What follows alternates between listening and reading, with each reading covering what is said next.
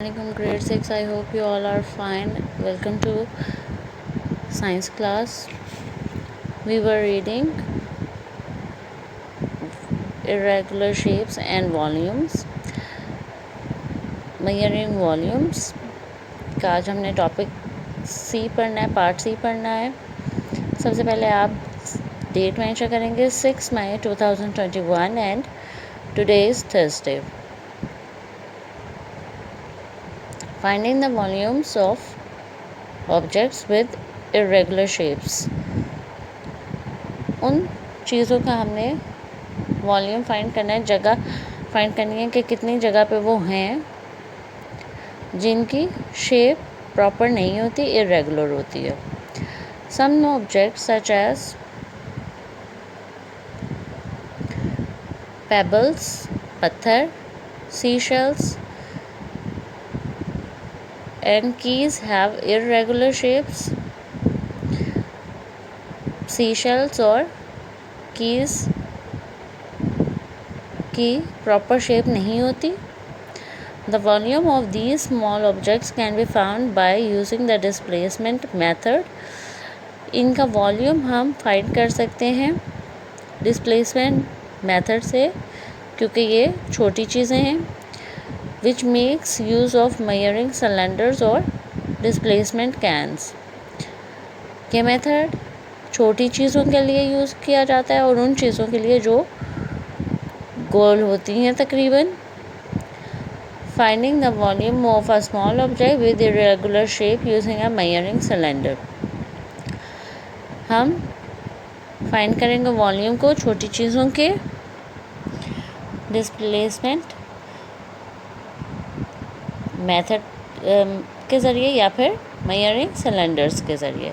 दोनों एक ही हैं, चाहे डिस्प्लेसमेंट कैंस कह दें या फिर मेजरिंग सिलेंडर्स कह दें। Step 1, fill a measuring cylinder partially with a water. एक सिलेंडर को आपने आधा भरना है पानी से। उसके बाद आपने एक थ्रेड के ज़रिए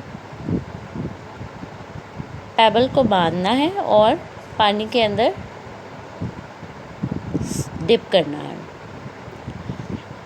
जब आप पत्थर को डिप करेंगे तो आप ऑब्ज़र्व करेंगे, सबसे पहले आपने रिकॉर्ड रखना है कि पानी पहले कितना था, और पेबल डालने के बाद आपने अच्छे से ऑब्ज़र्व करना है कि कहाँ तक राइज़ हुआ है। इसको फाइंड करने के लिए मेथड होता है tie the pebble with a piece of string. जैसे मैंने आपको बताया कि पेबल को एक रस्सी के साथ, धागे के साथ बांधें। Lower it gently into the measuring cylinder so that it is completely covered with water. उसके बाद उसको पानी के अंदर डिप करना है, इतना कि पत्थर पूरा पानी के अंदर डिप हो जाए। Make sure that water does not splash out when you lower the payable. और इस बात का ध्यान रखना है आपने कि पानी बाहर ना आए जब पत्थर आपने पानी के अंदर डाला है। The pebble will displace the water and cause the water level to rise. पत्थर डालने की वजह से पानी जो होगा वो अपनी जगह पे नहीं रहेगा और वो ऊपर उठेगा, ज़्यादा होगा। Observe and record the final water level V1। जो राइज है पानी का वो फाइनल वाटर लेवल है, जिसको कहेंगे V1। जो पेबल डालने से पहले था लेवल, उसको कहेंगे VO। Step 3 is the volume of the payable. V is the difference between the two readings VO and V1। जो V आया होगा हमारे पास प्रॉपर वॉल्यूम, वो कैसे हासिल हम करेंगे? V1 यानी जो फाइनल आया है हमारे पास वॉल्यूम, वो minus VO। Use the formula in step 3 and the information given in Figure 2.20 to find the volume of the pebble in the figure.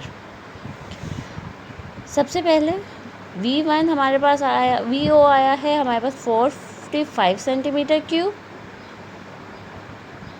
जो V1 है वो 65 सेंटीमीटर क्यूब आया हुआ है।